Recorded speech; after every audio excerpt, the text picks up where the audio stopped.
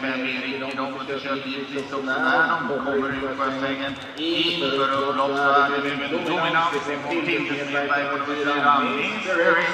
4 Mr. X har gjort en väldigt bra sväng. 4 Mr. X även här kommer över 7 kilometer. Det gör också målet från det topploppet som passar för 4 Mr. X. Tindersmedberg kommer också 5 Erik. Och alldeles strax ska vi få mål nummer 3 Kitty också. Vi applåderar Alva Eriksson också som kämpar av Kitty.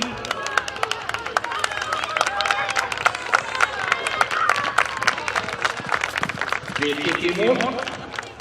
Rami Sträcks till Smedberg.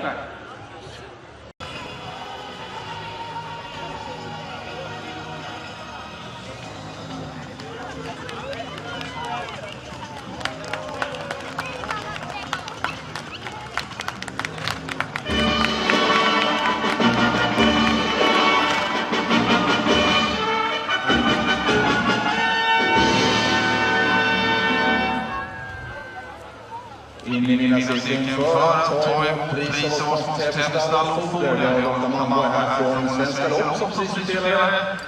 Det är Tindersmedberg på nummer 4 Mr. X.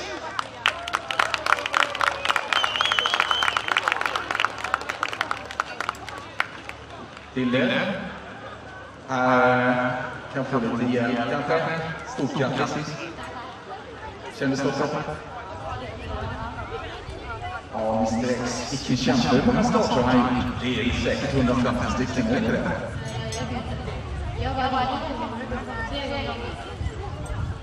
Han har med en som jag börjar med galopp kan man säga. Så det här är en riktig klippad att ha.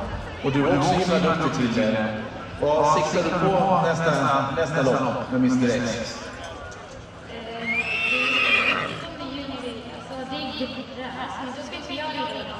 Utan då ska Kristina Land rida honom och ska göra en liten häst Bradstone Matrix istället.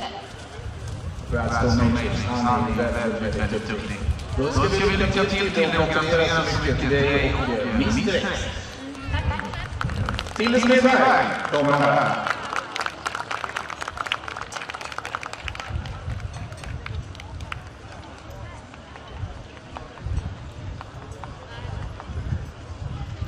Men vi kan väl lämna det då, eftersom vi nu tog upp Bradstone Matrix, att